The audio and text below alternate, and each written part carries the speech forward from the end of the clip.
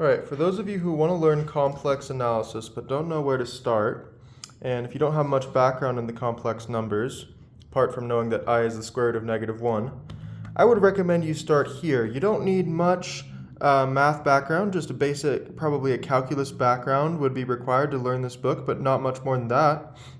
And it's called Complex Variables and Applications by Brown and Churchill.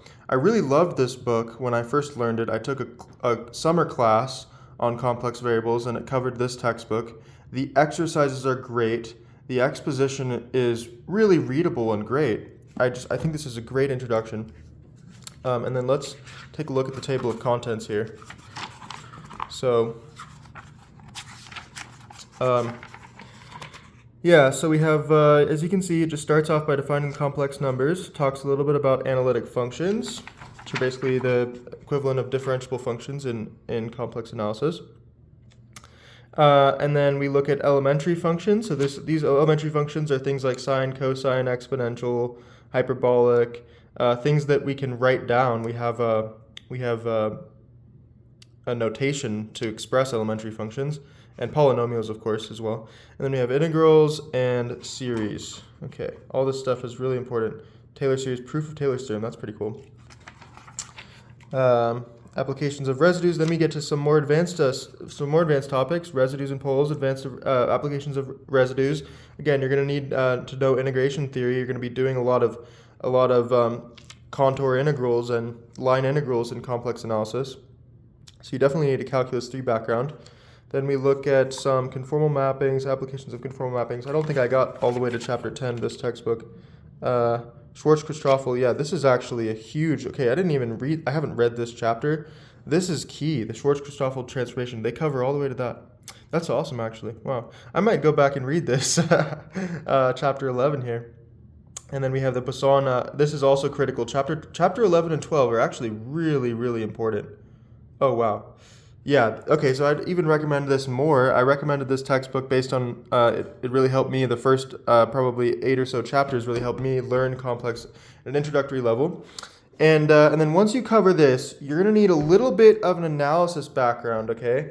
But this is my recommendation. After you study Brown and Churchill, move on to Stein and Shekarsky. Stein and Shekarsky? I don't know how to say this. Stein and Shekarsky. I apologize. I'm butchering the names. I've heard it pronounced several times and I still can't get it right. But anyways, beautiful and excellent book. Actually, this comes from a series, okay? So Princeton Lectures in Analysis. This is a whole series. There's a series on real analysis. There's a textbook on real analysis that I don't own. I haven't read.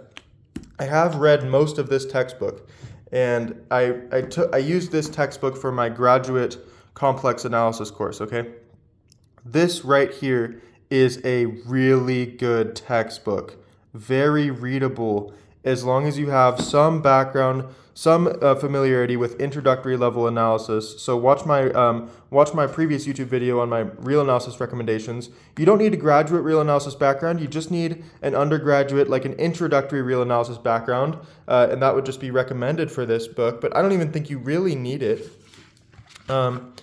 Let's take a look at the table of contents here. This is a new copy. My old copy I gave away to someone else, but so we kind of still talk about integration, Cauchy's theorem. This is critical. Chapter 3, meromorphic functions of the logarithm. And then get into Fourier transformations. Does a lot of stuff on the gamma and zeta functions. We kind of skipped some of this stuff in my graduate level course. And we went, we covered a lot of different textbooks in that course. We didn't exactly follow one specific textbook. I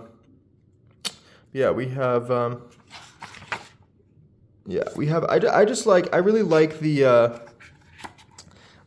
it's hard for me to say these specific chapters, but I really like this chapter 2 here and chapter 3, but especially chapter 2. Chapter 2 is really inspirational for me, okay?